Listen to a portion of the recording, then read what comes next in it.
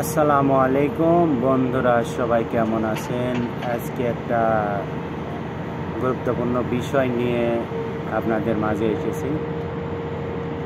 বিষয়টা হচ্ছে, যারা বর্তমানে সৌদি আরব আসতে চাচ্ছেন তাদের বিষয়টা নিয়ে।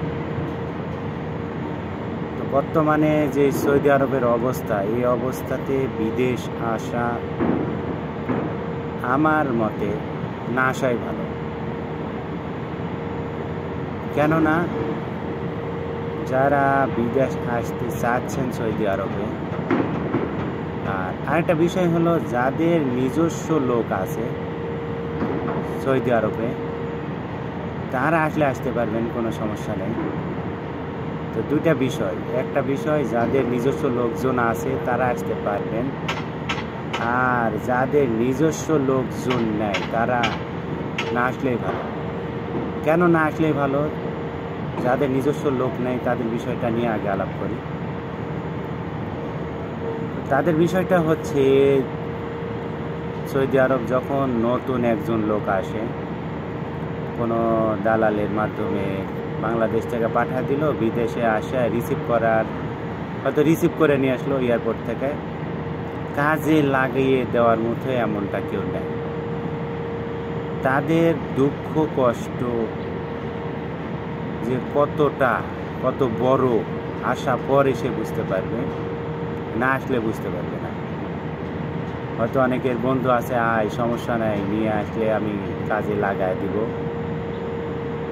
যদি 100% সিওরিটি যদি পায়েন যে না, সে আমাকে নিয়ে এসে কাজে লাগাইয়ে দিবে, তাহলে আসতে পারেন, সমস্যা নেই। বা ও যে কোম্পানিতে কাম করতেছে সেই কোম্পানিতে নিয়ে এসে কাজে লাগাই দিবে, তাহলে সমস্যা নেই।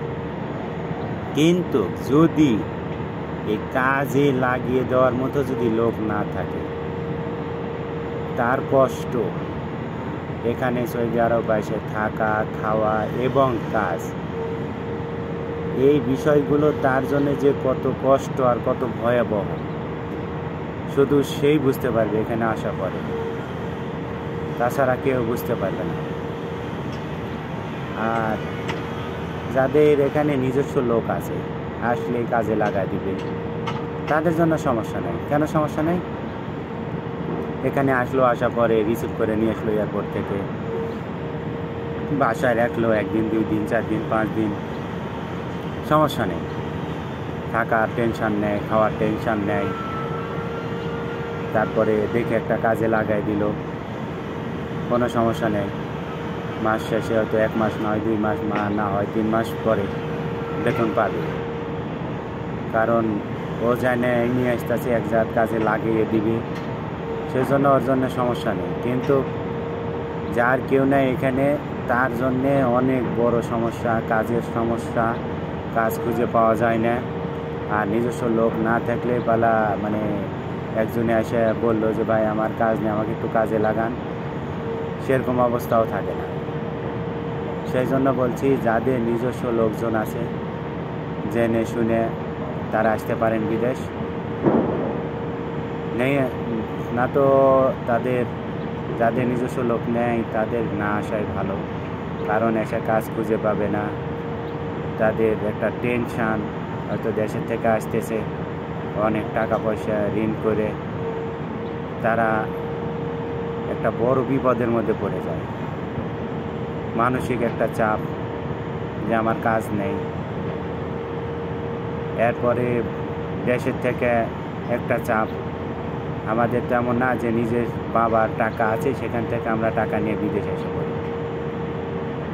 আর আমরা সবাই বেশিরভাগ, হয়তো শতকরা 99% লোক হয়তো ব্যাংকের থেকে ঋণ নিই, অথবা লোকজনের কাছ থেকে হয়তো কর্জ করে ঋণ করে আমরা আসি। সেই জন্য হয়তো দেখা গেছে যে এখানে আসার পরে কাজ পাইলাম না, তখন বাড়ির দিকে ফ্যামিলিগতভাবে একটা প্রেশার, যে হয়তো ওভাবে বলতে পারে না যে বাবা কাজ কাম নেই, এত টাকা পয়সা ঋণ করে গেলি, তো কি করে এগুলো ঋণ শোধ করব। এদিকে বাপ মায়ের একটা প্রেশার, এইগুলো সব কিছু মিলে ভয়ঙ্কর একটা প্রেশারের মধ্যে পড়ে যায় নতুন লোক আসার পরে। আর যাদের নিজস্ব লোক আছে তাদের সমস্যা নেই, হয়তো 2 মাস 3 মাস পরে বেতন রানিং হয়ে গেল, কাজ করতেছে, সমস্যা নেই। তো সেই জন্য বলছি, যারা বর্তমানে বিদেশে আসতে চাচ্ছেন, ভেবে চিনতে বুঝে জাইনে তারপরে আপনারা বিদেশ আসার জন্য বারো বর্তমানে সৌদি আরব। অন্য অন্য দেশের কী অবস্থা, কারণ সে দেশে তো আমি থাকি না, আর আমি ওই ব্যাপারে জানাও নেই বা বোঝাও নেই।